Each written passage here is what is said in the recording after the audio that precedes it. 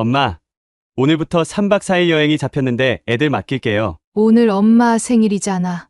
아, 맞다. 깜빡했어요. 생신 축하드려요. 엄마, 어차피 집에 계시니까 애들 좀 봐주세요. 이번에 예약한 여행이 진짜 어렵게 잡은 거라. 현우야, 엄마가 지난 30년 동안 너의 생일을 한 번도 잊은 적이 없어. 내가 군대 있을 때도 면회 가서 케이크를 들고 갔었지. 결혼하고 나서도 매년 생일상을 차려줬잖아. 엄마, 저도 알아요. 근데 이번 여행은 진짜 취소하기 어려워요. 지영이랑 오래전부터 계획했던 거라. 알았어, 가고 싶으면 가. 하지만 애들은 데려오지 마. 내 생일에는 나도 쉬고 싶구나. 엄마, 농담하는 거예요? 이미 예약 다 했는데 엄마는 집에서 하는 일도 없잖아요. 다녀와서 맛있는 거 사줄게요. 오후 12시 30분 현관 초인종이 울렸습니다. 평소보다 일찍 도착한 현우 가족이었어요. 창문 너머로 보니 짐가방과 함께 서 있었습니다. 그들의 얼굴에는 조급함이 역력했죠. 하지만 저는 문을 열어주지 않기로 했습니다. 내 생일날 처음으로 스스로를 위한 결정을 내린 것입니다. 안녕하세요. 저는 올해 65세 된 이순희입니다. 본격적인 이야기 시작 전에 구독과 좋아요 눌러주시면 저에게 큰 힘이 됩니다. 그럼 시작하겠습니다. 제 인생을 돌아보면 희생이라는 단어가 가장 먼저 떠오릅니다. 20대 초반에 만난 남편과 결혼해 25살에 아들 현우를 낳았죠. 그때만 해도 우리 가족의 미래가 행복할 거라 믿었습니다. 하지만 현우가 초등학교에 입학하던 해 남편이 갑작스러운 심장마비로 세상을 떠났어요. 하늘이 무너지는 것 같았습니다. 30대 초반의 나이에 홀로 남겨진 저와 어린 아들. 시댁에서는 재혼을 권유했지만 저는 현우만 보며 살겠다고 결심했습니다. 처음엔 남편이 다니던 회사에서 주는 보상금으로 생활했지만 그것만으로는 턱없이 부족했어요. 고등학교도 제대로 졸업하지 못한 제가 찾을 수 있는 일자리는 공장 생산직뿐이었습니다. 아침 7시부터 저녁 7시까지, 때로는 야근까지 하며 하루하루를 버텼죠. 집에 돌아오면 다리는 후들거리고 손은 거칠어졌지만 학교에서 돌아와 숙제하는 현우를 볼 때면 모든 피로가 사라졌어요. 엄마, 오늘 수학 시험 100점 받았어. 환하게 웃는 아들의 얼굴은 제가 견딜 수 있는 유일한 힘이었습니다. 공장에서 일하던 중에도 늘 현우 생각뿐이었어요. 점심시간이면 서둘러 도시락을 먹고 남은 시간에 아들 반찬거리를 준비했습니다. 밤에는 졸린 눈을 비비며 다음 날 아침밥과 도시락을 미리 준비해 놓곤 했죠. 주말엔 밀린 빨래와 집안일을 하느라 제대로 쉬지도 못했습니다. 현우가 중학생이 되면서 사춘기가 찾아왔어요. 엄마, 왜 우리는 아빠가 없어? 아들의 질문에 가슴이 찢어지는 것 같았지만 담담하게 대답했습니다. 아빠는 하늘나라에서 너를 지켜보고 계셔. 그러니 우리 현우 멋진 사람이 되자. 그날 밤 아들이 잠든 후 이불 속에서 한참을 울었던 기억이 납니다. 고등학교에 진학한 현우는 공부를 정말 열심히 했어요. 선생님들도 칭찬이 자자했죠. 현우 어머니, 아드님 정말 훌륭하게 키우셨네요. 그 말을 들을 때마다 가슴이 뿌듯했습니다. 모든 희생이 헛되지 않았다는 생각이 들었어요. 대학 입시를 앞두고 현우는 밤늦게까지 공부했습니다. 저는 졸린 눈을 비비며 아들 곁에서 따뜻한 우유와 간식을 준비해주곤 했죠. 그 시간이 힘들기도 했지만 아들과 함께하는 소중한 순간이기도 했습니다. 그렇게 현우는 서울의 좋은 대학에 합격했어요. 합격 소식을 들었을 때 저는 아들을 꼭 안아주며 남몰래 눈물을 흘렸습니다. 여보, 우리 아들 봤어요? 당신이 그토록 바라던 대로 됐어요. 하늘에 계신 남편에게 말을 건네는 것 같았습니다. 대학 등록금을 마련하기 위해 저는 주말에도 일을 더 했어요. 몸이 아파도 쉴 수 없었죠. 한 번은 공장에서 무거운 물건을 들다가 허리를 다쳤는데 병원에서는 디스크라고 하더군요. 하지만 쉴 틈도 없이 다시 일터로 향했습니다. 아들의 미래가 제 건강보다 중요했으니까요. 대학생이 된 현우는 서울에서 자취를 시작했습니다. 한 달에 한 번 찾아오는 아들을 위해 정성스레 반찬을 준비했어요. 냉장고 가득 싸주는 반찬통을 보며 아들은 늘 말했죠. 엄마, 내가 취직하면 꼭 효도할게. 그 말만으로도 저는 행복했습니다. 시간이 흘러 현우는 대기업에 취직했고 2년 후 회사 동료와 연애 끝에 결혼했어요. 며느리 지영이는 첫 인상부터 깔끔하고 똑부러진 모습이 마음에 들었습니다. 현우가 좋은 짝을 만났다고 생각했죠. 결혼식 날 저는 아들과 둘이서 찍은 사진을 들고 남편의 위패 앞에 앉았습니다. 여보, 우리 아들이 장가 갔어요. 당신이 못 봐서 너무 아쉽네요. 그날따라 남편이 더 많이 그리웠습니다. 현우 부부는 결혼 후 1년 만에 첫 아이를 가졌고 저는 손주 태어날 날만 기다렸어요. 첫 손주 민준이가 태어났을 때 그 작은 손을 잡는 순간 30년의 세월이 주마등처럼 스쳐 지나갔습니다. 아들을 키우던 그 시절이 떠올랐죠. 어머니, 아이 좀 봐주실 수 있으세요? 출산 후 한 달이 지나자 며느리의 요청이 시작됐습니다. 처음엔 기쁜 마음으로 손주를 돌봐주었어요. 아기의 옹알이와 웃음소리가 집안을 환하게 밝혀주는 것 같았으니까요. 그렇게 시작된 손주 돌봄은 며느리가 육아휴직을 마치고 회사에 복귀하면서 본격화됐습니다. 아침 7시부터 저녁 7시까지 마치 제가 다시 공장에 출근하듯 아들 집으로 향했죠. 이제 제 몸은 예전 같지 않았지만 가족을 위한 일이라 마다하지 않았습니다. 2년 후 둘째 손주 서연이가 태어났고 제 돌봄 부담은 2배로 늘었습니다. 무릎과 허리 통증이 심해졌지만 아이들의 웃음소리에 모든 고통을 참았어요. 할머니 사랑해요. 천진난만한 목소리로 말하는 손주들의 모습이 제게는 가장 큰 위로였으니까요. 하지만 점점 아들과 며느리 요구는 더 많아졌고 저는 어느새 그들의 당연한 존재가 되어갔습니다. 가정부도 보모도 아닌 그저 할머니라는 이름으로 모든 것을 감내해야 하는 존재로요. 처음엔 하루 이틀 맡기던 아이 돌봄이 점점 일상이 됐습니다. 현우 부부가 첫째 민준이를 낳고 어머니, 오늘만 좀 봐주세요. 라고 했던 그 하루가 어느새 매일의 일과가 되었어요. 처음에는 손주 돌봄만 부탁하던 며느리가 어느새 어머니, 오늘 애들 빨래도 좀 해주세요. 라고 말하기 시작했습니다. 자연스럽게 집안일까지 제 몫이 되어갔죠. 며느리 지영이는 출산 휴가가 끝나고 회사에 복귀하면서 손주 돌봄을 완전히 저에게 맡겼습니다. 처음엔 어린이집을 알아봤지만 어머니가 계시는데 굳이 남의 손에 맡길 필요가 있을까요? 라는 말과 함께 모든 계획이 취소됐어요. 제 의견은 물어보지도 않았죠. 아침 7시면 어김없이 초인종이 울립니다. 현우 부부가 출근 전에 민준이를 데려다 놓는 시간이죠. 어머니, 오늘 애 간식은 가방에 넣어뒀어요. 저녁거리는 냉장고에 있으니까 해주세요. 라며 당연하게 저녁 준비까지 맡기곤 했습니다. 처음엔 기꺼이 했지만 점점 그것이 의무가 되어가는 것 같았어요. 돌봄은 점점 더 복잡해졌습니다. 민준이가 3살이 되자 미술학원, 영어 놀이터, 수영장까지 데려다 줘야 했어요. 허리가 아파 택시를 타자니 제 용돈으로는 벅찼고 버스를 타자니 아이를 안고 오르내리기가 힘들었습니다. 그런 날이면 다리가 후들거려 집에 돌아와 쓰러지듯 잠들곤 했죠. 둘째 서연이가 태어난 후로는 상황이 더 힘들어졌습니다. 이제는 2 아이를 동시에 돌봐야 했으니까요. 민준이는 이제 유치원에 다니고 서연이는 아직 기저귀를 차는 나이였습니다. 한 아이는 유치원에 데려다 주고 다른 아이는 집에서 돌보는 일이 쉽지 않았어요. 종종 서연이를 유모차에 태우고 민준이를 유치원에 데려다 주곤 했는데 비가 오는 날이면 우산을 들고 유모차를 밀고 민준이 손을 잡아야 했죠. 그런 날이면 온몸이 흠뻑 젖은 채 집으로 돌아오곤 했습니다. 주말은 더 큰 문제였습니다.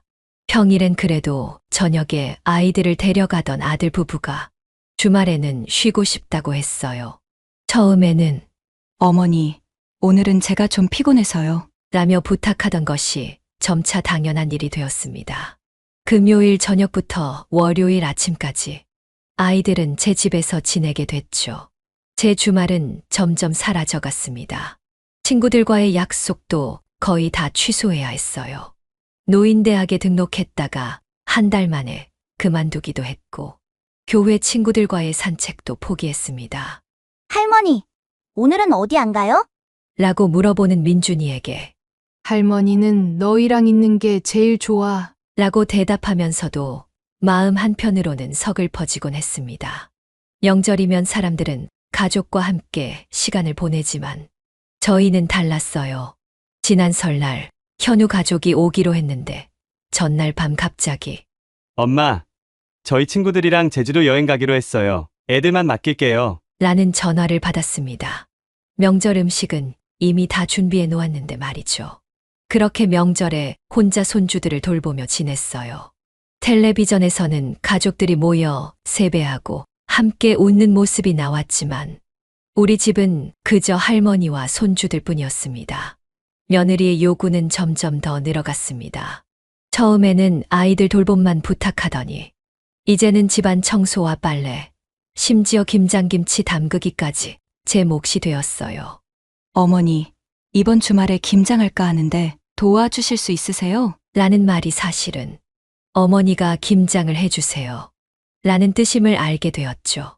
100포기가 넘는 김치를 혼자 담그고 나면 허리가 펴지지 않았지만 며느리는 그저 감사합니다. 라는 말 한마디로 끝냈습니다. 한 번은 큰 손주 민준이가 아파서 병원에 데려간 적이 있습니다. 39도가 넘는 고열에 겁이 나서 며느리에게 전화했더니 어머니, 해열제 먹이고 좀 이따 다시 보세요. 라고만 하더군요. 하지만 아이 상태가 점점 나빠져 결국 혼자 택시를 타고 아픈 아이를 안고 병원에 갔습니다. 응급실에서 2시간을 기다리고 의사 선생님께 아이 상태를 설명하면서 제가 할머니라는 것이 부끄러웠어요. 다른 아이들은 모두 부모님과 함께 있었으니까요. 병원비도 제가 냈습니다. 다음 날 며느리에게 병원 영수증을 건네자 어머니, 이번엔 제가 내드릴게요. 다음부턴 미리 말씀해 주세요. 라고 했지만 이후에도 아이들이 아플 때마다 병원비는 제 몫이었죠. 어느 날은 제가 감기에 걸려 39도 고열로 누워있을 때도 아들 부부는 아이들을 데려왔습니다. 엄마, 오늘 중요한 회의가 있어서요. 애들 좀만 봐주세요. 아픈 몸으로 손주들을 돌보는 동안 현기증이 나서 화장실에 쓰러진 적도 있었어요. 그날 밤 아이들이 잠든 후에 혼자 끓여 먹은 누룽지에 눈물이 떨어졌습니다. 내가 쓰러지면 누가 이 아이들을 돌볼까 하는 생각에 더 서글펐죠. 자주 아들에게 말했습니다. 현우야, 엄마가 이제 나이가 있어서 하루 종일 아이들 보는 게 힘들구나. 그럴 때마다 돌아오는 대답은 엄마, 그래도 다른 할머니들은 다 하시던데요. 였습니다. 마치 제가 충분히 노력하지 않는 것처럼 말이죠. 엄마는 집에서 하는 일도 없잖아요. 아들의 이 한마디가 가장 큰 상처였습니다. 30년을 공장에서 일하며 몸이 망가진 저에게, 그리고 지금도 매일 새벽부터 밤까지 손주들을 위해 헌신하는 저에게 던진 이 말이 얼마나 가슴 아픈지 현우는 모를 겁니다. 며느리 지영이는 한 번은 친구들과의 모임에서 저를 자랑했다고 합니다. 우리 시어머니는 정말 복덩이에요. 애들도 잘 봐주시고 집안일도 도와주시고. 그 말을 들었을 때 씁쓸하게 웃었습니다. 제가 도와주는 것이 아니라 전담하고 있는 것인데 말이죠. 현우와 지영이에게 저는 그저 무료로 이용할 수 있는 편리한 존재가 되어버린 것 같았습니다. 생일이나 어버이날에도 그들의 선물은 늘 같았어요.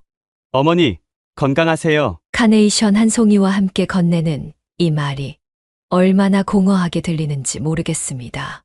정작 제 건강은 안중에도 없으면서 말이죠. 차라리 어머니 쉬세요 라는 말 한마디가 더 값진 선물이었을 텐데요. 허리와 무릎 통증이 심해져 병원 치료를 받아야 했지만 아들과 며느리는 그 나이 되면 다 아픈 거 아니냐며 무심했습니다.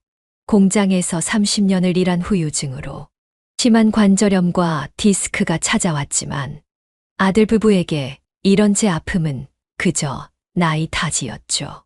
젊었을 때는 몰랐습니다. 공장에서 12시간씩 서서 일하면서도 그저 현우를 위해서라면 괜찮다고 생각했어요. 무거운 짐을 들다가 삐끗한 허리도, 딱딱한 바닥에서 오래 서 있어 부은 발도 그저 참았죠. 하지만 나이가 들수록 그때의 무리한 노동이 제 몸에 남긴 상처들이 하나둘 모습을 드러내기 시작했습니다. 처음에는 아침에 일어날 때 무릎이 시큰거리는 정도였어요. 하지만 점점 통증이 심해져서 계단을 오르내릴 때면 숨이 턱에 찼습니다. 아이들을 데리고 놀이터에 갈 때도 이제는 벤치에 앉아 지켜보는 것이 고작이었죠. 할머니, 같이 놀아요. 라고 조르는 손주들에게 웃으며 할머니는 여기서 볼게 라고 말할 때마다 가슴이 아팠습니다. 한 번은 허리 통증이 너무 심해서 동네 정형외과에 갔어요. 의사 선생님은 MRI 검사를 권하셨습니다. 디스크가 심한 것 같은데 정밀 검사를 해봐야 합니다. 검사 결과는 심각했어요. 허리 두 군데가 심하게 탈출됐네요. 당장 치료를 시작해야 합니다. 치료비가 만만치 않았지만 더 이상 미룰 수 없는 상황이었어요. 아들에게 전화해서 상황을 설명했습니다. 현우야, 엄마가 허리가 많이 아파서 병원에 왔는데 치료를 받아야 한대. 그런데 돌아온 대답은 엄마, 그 정도면 좀 참을 수 있지 않아요? 요즘 지영이 회사에서 중요한 프로젝트가 있어서 엄마가 애들 좀 더 봐줘야 할 것 같은데. 였어요.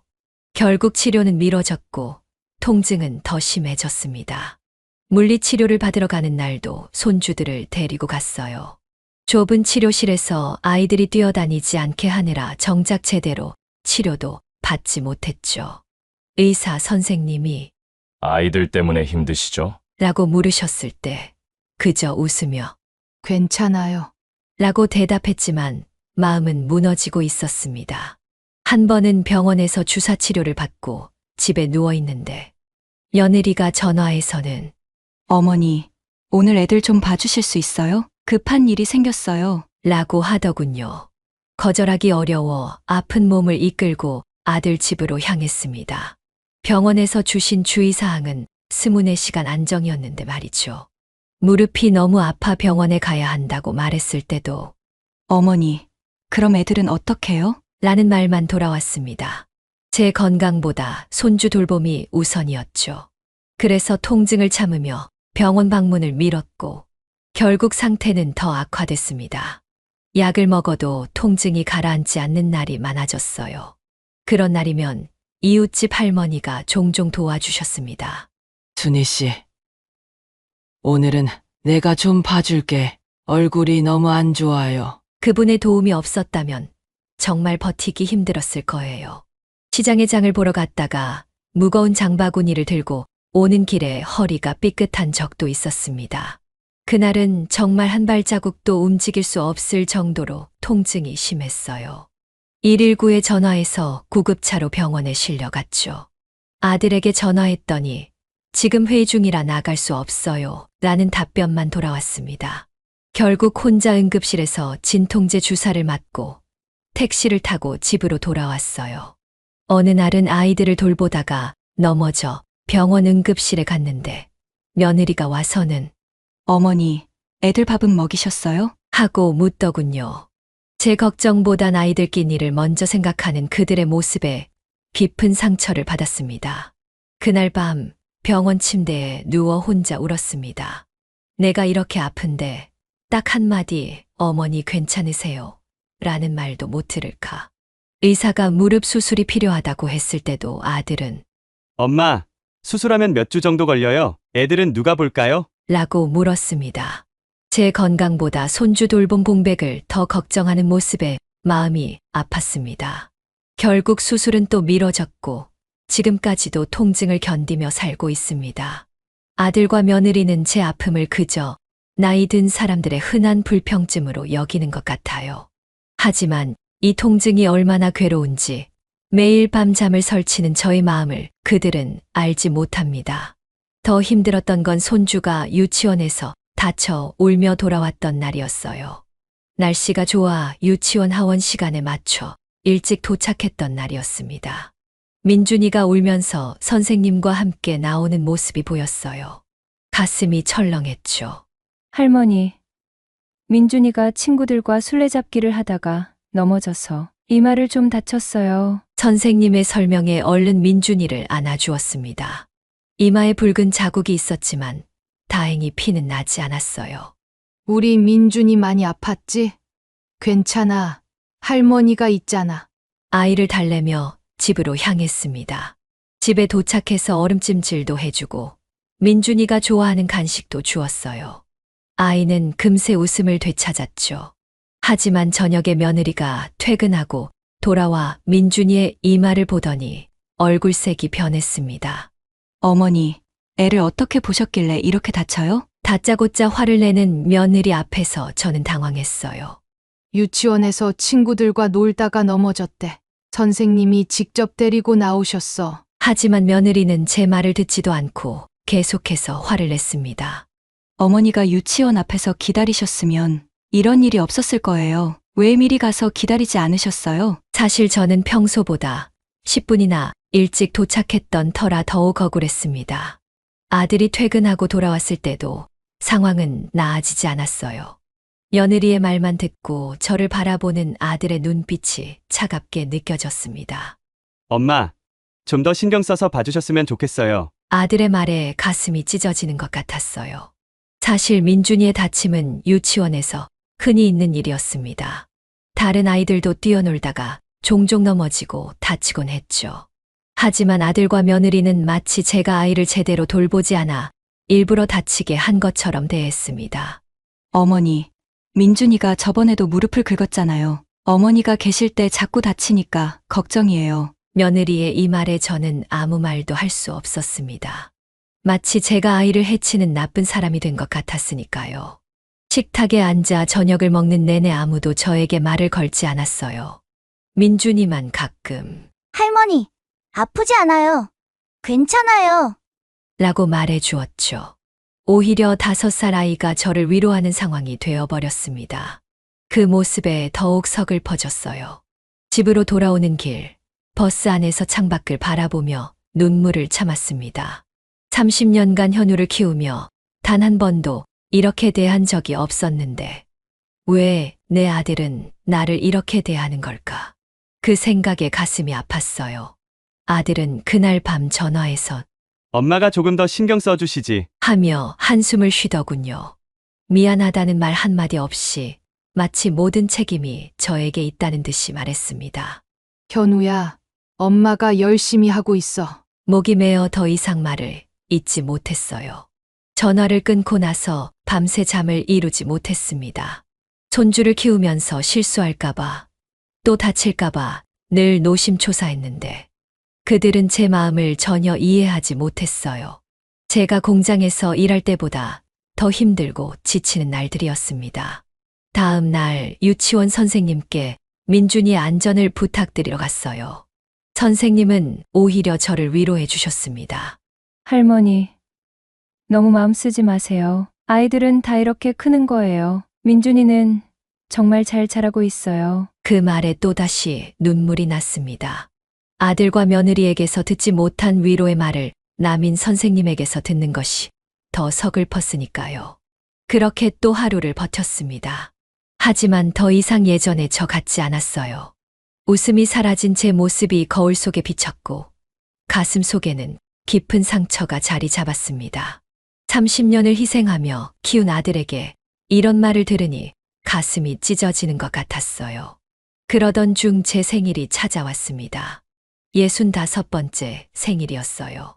나이가 들수록 생일이 그저 한 해가 더 늙어간다는 의미밖에 없다고 생각했지만 그래도 마음 한편으로는 작은 기대가 있었습니다. 아들 가족이 케이크라도 들고 찾아와 엄마 생신 축하해요 라고 말해주길 바랐던 거죠. 일주일 전 현우에게 조심스럽게 말했어요.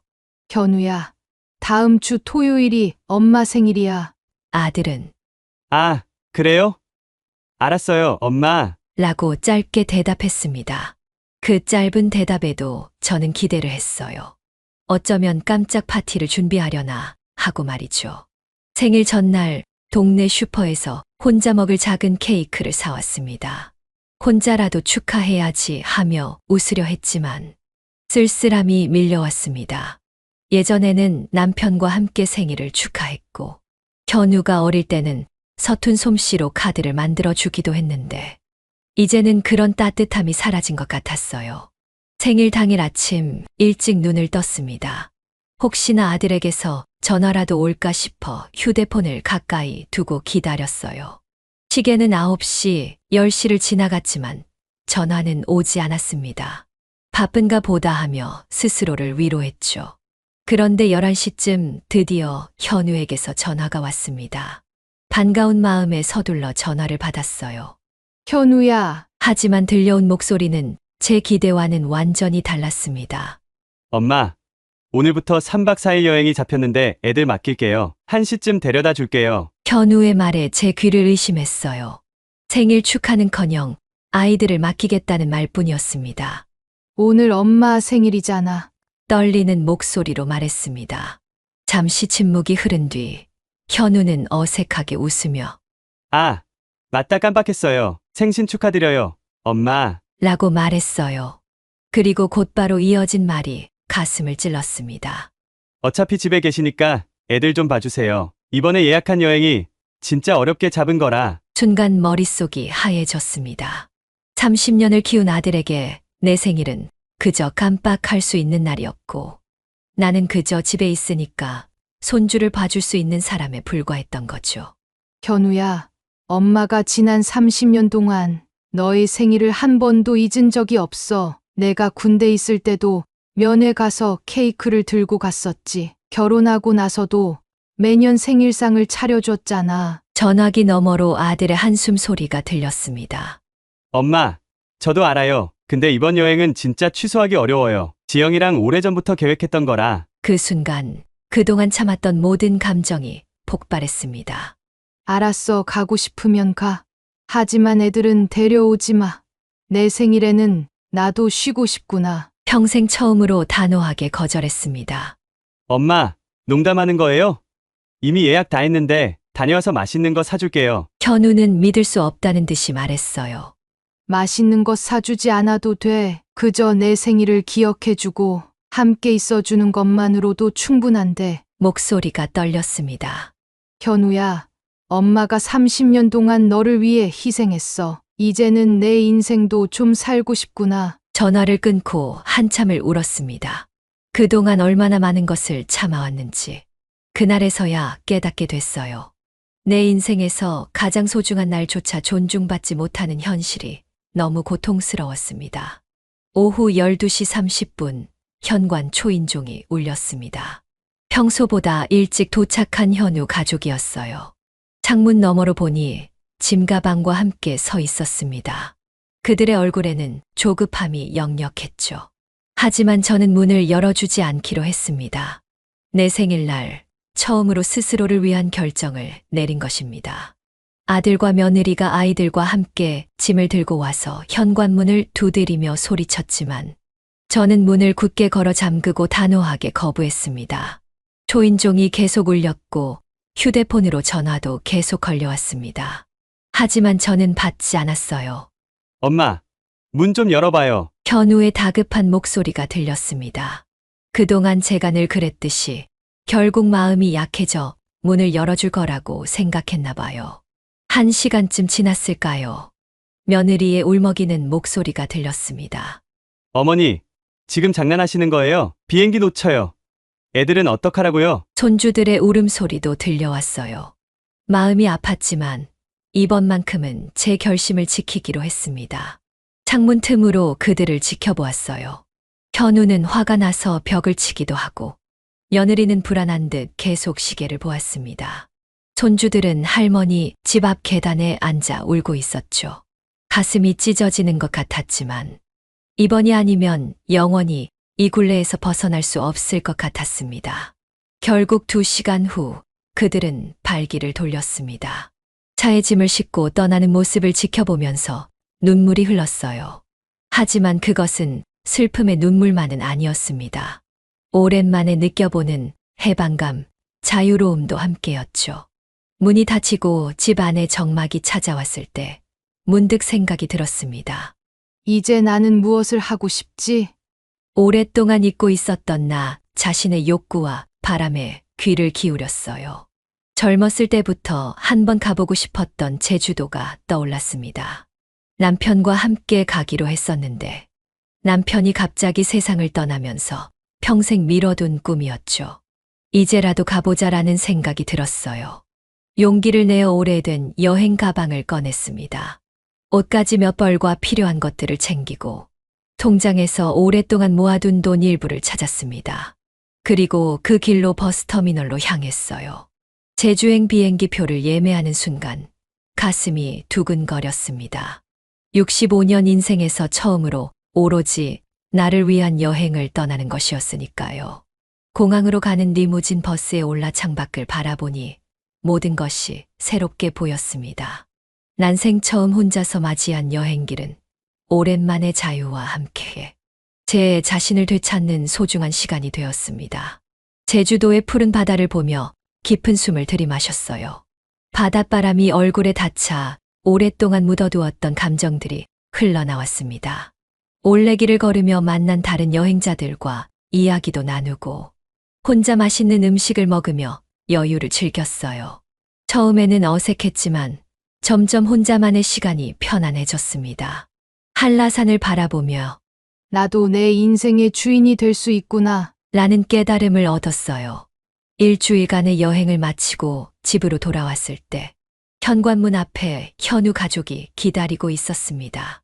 그들의 얼굴에는 걱정과 미안함이 가득했어요. 엄마, 정말 걱정했어요. 어디 계셨어요? 처음으로 당당하게 말했습니다. 여행 다녀왔어. 엄마도 내 인생이 있으니까. 아들의 놀란 표정이 아직도 생생합니다. 그날 이후 저는 완전히 달라졌어요. 제주도 여행에서 돌아온 후 저는 아들 가족과 진지한 대화를 나눴습니다. 이제부터 나도 내 삶을 살 거야. 손주들은 정말 사랑하지만 더 이상 내 존재를 당연하게 여기지는 마. 처음에는 당황하던 아들도 점차 제 마음을 이해하기 시작했어요. 가장 먼저 한 일은 명확한 경계를 설정하는 것이었습니다. 일주일에 화요일과 금요일 2번만 손주들을 봐주기로 약속했어요. 아들 부부가 반발했지만 저는 단호했습니다. 이것이 내가 도울 수 있는 최대한이야. 나머지는 너희가 해결해야 해. 그리고 평생 미뤄왔던 저만의 시간을 갖기 시작했어요. 동네 문화센터에서 수채화 교실에 등록했습니다. 젊었을 때부터 그림을 그리고 싶었지만 시간도 여유도 없었거든요. 서툰 솜씨였지만 붓을 잡고 색을 칠하는 그 순간만큼은 온전히 저 자신에게 집중할 수 있었습니다. 또 노인복지관에서 탁구 동호회에도 가입했어요. 처음엔 라켓을 제대로 잡는 것도 어려웠지만 지금은 동호회 회원들과 토너먼트도 참가할 정도로 실력이 늘었습니다. 탁구를 치면서 웃고 떠드는 시간이 얼마나 행복한지 몰라요. 오랜만에 느껴보는 즐거움이었습니다. 용기를 내어 여행 동호회에도 가입했어요. 한 달에 한 번 비슷한 나이대의 분들과 함께 당일치기로 근교 여행을 다니고 있습니다. 남편과 함께 했다면 좋았겠지만 혼자서도 새로운 곳을 발견하는 기쁨을 누리고 있어요. 지난번엔 동해안으로 해돋이 여행을 다녀왔는데 파도 소리를 들으며 맞이한 새해 첫 해는 평생 잊지 못할 추억이 되었습니다. 건강관리도 소홀히 하지 않고 있어요. 아침마다 동네 공원을 한 바퀴 돌고 일주일에 3번은 요가 수업에 참여합니다. 미뤄왔던 무릎 수술도 받았어요. 아들이 엄마, 제가 병원비 낼게요. 라고 했지만 제가 모아둔 돈으로 직접 해결했습니다. 이제는 제 건강은 제가 책임지고 있어요. 무엇보다 큰 변화는 제 목소리를 내기 시작했다는 것입니다. 아들과 며느리가 갑자기 아이들을 맡기려고 하면 오늘은 안 돼. 내 일정이 있어. 라고 분명히 말합니다. 처음엔 어색했지만 이제는 자연스럽게 제 의견을 표현할 수 있게 됐어요. 신기하게도 이렇게 변하니 아들과 며느리도 달라졌습니다. 이제는 제 생일이면 손주들과 함께 찾아와 진심으로 축하해주고 가끔은 어머니, 오늘은 쉬세요. 저희가 다 할게요. 라고 말하죠. 그들도 저를 한 인간으로 존중하기 시작한 것 같아요. 지난 명절에는 처음으로 아들 가족이 휴가를 떠나지 않고 함께 보냈습니다. 손주들과 함께 송편도 빚고 가족 게임도 하며 즐거운 시간을 보냈어요. 이제는 강요된 돌봄이 아닌 진정한 가족의 정을 나누고 있습니다. 65세 늦었다고 생각했지만 지금이라도 제 인생을 찾게 되어 다행이라고 생각합니다. 아침에 눈을 뜨면 오늘 하고 싶은 일들이 머릿속에 가득해요. 더 이상 누군가의 엄마나 할머니로서만이 아닌 이순이라는 한 사람으로 살아가고 있습니다. 저의 이야기는 여기까지입니다.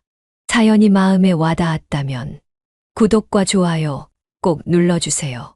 그리고 댓글로 여러분의 생각도 나눠주세요.